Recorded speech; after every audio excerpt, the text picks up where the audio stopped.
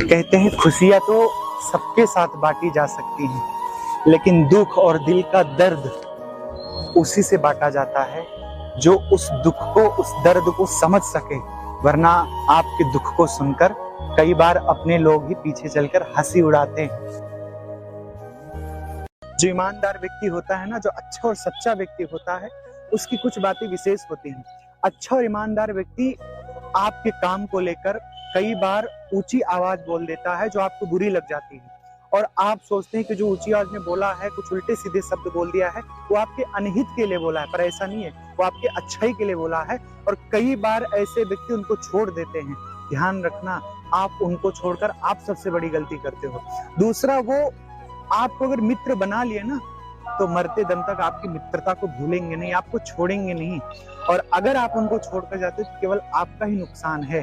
और ऐसे व्यक्ति, ऐसे मित्र, ऐसे दोस्त कभी कभी मिलते हैं। इसलिए अगर कभी गुस्सा करें, कभी आपको उल्टी सीधे शब्द का प्रयोग भी कर दें, तो उनको बुरा मत मानो। अगर वो बुरा बोलते हैं तो उससे कई गुना ज्यादा आपसे अच्छा भी बोलते हैं, और अगर वो आपसे थोड़ा सा चिल्लाकर बोलते हैं तो उससे ज्यादा आपसे प्रेम भाव भी रखते हैं। इसलिए ऐसे व्यक्ति को छोड़कर आप इस वर्ष 22 जनवरी को नहीं, 11 जनवरी को मनाया जा रहा है अयोध्या के राम मंदिर बनने की वर्षगांठ।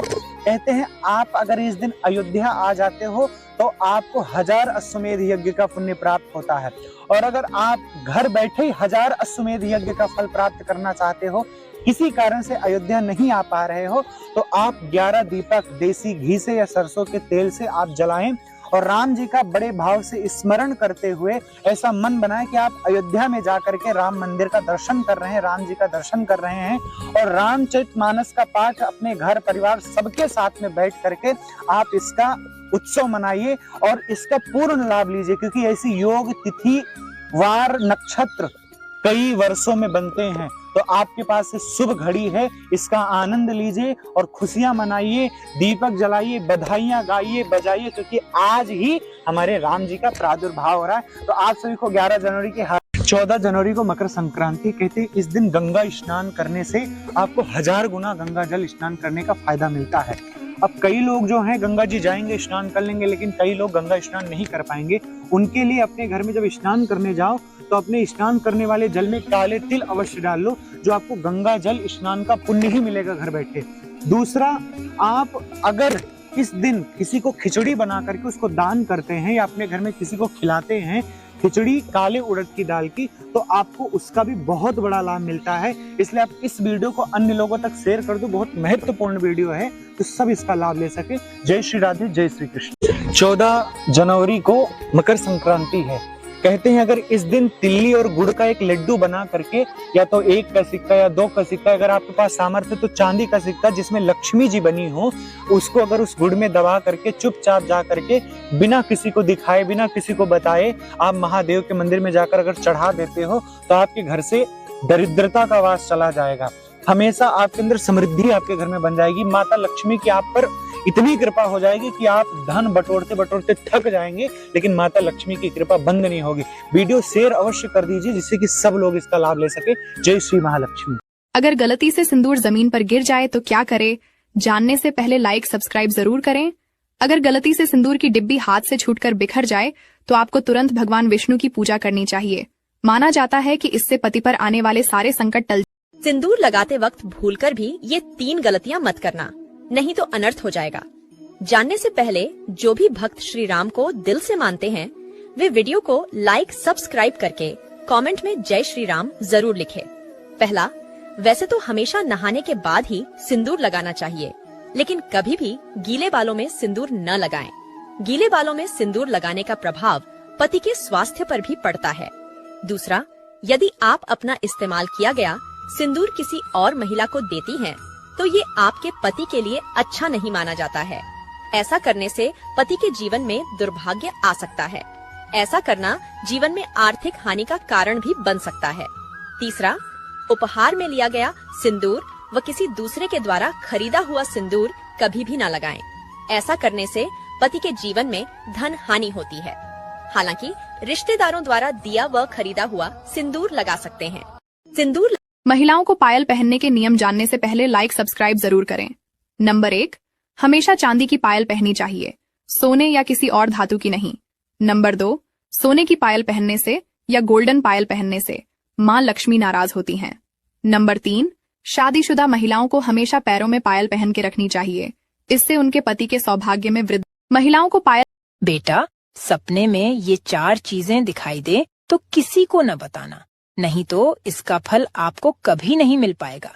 जाने से पहले माँ लक्ष्मी की कृपा पाना चाहते हो तो वीडियो को लाइक सब्सक्राइब करें और कमेंट में माँ लक्ष्मी जी हमारी गरीबी दूर कर दो लिखकर जरूर जाएं। नंबर 1, बेटा, अगर आपको सपने में देवी देवताओं और भगवान के दर्शन होते हैं तो इसका मतलब होता है आपको बहुत बड़ी अपार सफलता मिलने वाली है। नंबर 2, बेटा, अगर आपको सपने में सांप दिखाई देता है तो डरे नहीं, इसका मतलब होता है कि आपके व्यापार और हर काम में वृद्धि होने वाली है। नंबर 3, बेटा, सपने में मछली को तैरते हुए दिखना का मतलब होता है कि हमारे जीवन में धन लाभ होने वाला। बेटा, सपने में ये 4 चीजें। जिस घर में बेटी नहीं होती है, ऐसे घर में किस चीज की कमी हमेशा रहती है, आइए जानते हैं उससे पहले। हे माता लक्ष्मी, आपसे प्रार्थना है कि जो भी व्यक्ति इस वीडियो को लाइक और सब्सक्राइब करे, उसकी मनोकामना 1 महीने में पूरी हो जाए। बेटी होना घर में लक्ष्मी के समान माना जाता है, अथवा माना जाता है कि जिस घर में बेटी नहीं होती है, ऐसे घर में अक्सर पैसों की तंगी रहती है और पैसों की कमी बनी रहती है। बेटी के घर में होने से घर में रुपया पैसा बढ़ता है। बेटी के कदम घर में समृद्धि लेकर आते हैं, इसलिए बेटी का घर में ना होना धन की कमी के समान होता है। जिस घर में बेटी नहीं होती है, ऐसे घर। रात के समय गलती से भी ये ना करें। इसे जानने से पहले वीडियो को लाइक सब्सक्राइब जरूर करें। नंबर 1, कभी भी खाली कुर्सी को अपने बेड की तरफ करके ना सोए, क्योंकि इसे कोई खुद के लिए इनविटेशन समझकर वहां रात भर बैठकर आपको घूर सकता है। नंबर 2, कभी भी अंधेरे में शीशे में ना देखें, क्योंकि शीशा नेगेटिव एनर्जी को ऑब्जर्व करता है। हो सकता है कोई आपके पीछे खड़ा हो। नंबर 3, अगर आप अपने बेड पर अकेले सोते हैं तो एक साइड ना सोएं, क्योंकि दूसरी तरफ को कोई खुद के लिए इनविटेशन समझकर रात में आपकी छाती पर भी बैठ सकता है और आप चाहकर भी हिल नहीं पाएंगे। रात के समय ये तथ्य सबको पता होने चाहिए। जहाँ घोड़े पानी पी रहे हैं वही पिए, क्योंकि घोड़े कभी दूषित पानी नहीं पीते। दूसरा, अपना बिस्तर वहीं लगाना जहाँ बिल्ली सोती है, उसे शांति पसंद है। तीसरा, जिस भी फल को कीड़े ने छुआ है लेकिन उसमें अंदर नहीं गया है, वो फल खाएं, वो हमेशा पके फल की तलाश में रहता है। चौथा, जहाँ छूंदर खोदे वहीं अपना पेड़ लगाओ, क्योंकि वह उपजाऊ भूमि है। पांचवा, वही अपने घर बनाओ जहाँ सांप अपने आप को गर्म करने के लिए बैठता है, क्योंकि वह स्थिर भूमि है जो गिरती नहीं है। छठवां, उस जगह पर पानी को खोजने के लिए खुदाई करें जहाँ पक्षी गर्मी में छुपते हैं। हमारी जानकारी अगर अच्छी लगे तो हमारे चैनल को सब्सक्राइब जरूर कर लें। कॉपी पेन लेकर लिख लीजिए, बहुत काम आएंगे ये नुस्खे। पहला, अगर अचानक पेट में दर्द शुरू हो जाए तो गुनगुने पानी में काला नमक मिलाकर पी लिया करें, इससे पेट दर्द में आराम आ जाएगा। दूसरा, उबले हुए चावलों के पानी से कुछ दिनों तक मुंह धोने से चेहरे का सांवला रंग साफ हो जाएगा, साथ ही झुर्रियां और छाइयां भी दूर हो जाएंगी। तीसरा, सलाद में बंद गोभी के पत्तों को चबाकर खाने से पेशाब खुलकर आता है। चौथा, अंगूठे पर तेल की मालिश करने से आंखों की रोशनी बढ़ती है। पांचवा, खड़े होकर कंघा करने से लोग जल्दी बूढ़े होते हैं, क्योंकि इससे इंसान के दिमाग पर असर पड़ता। Copy pen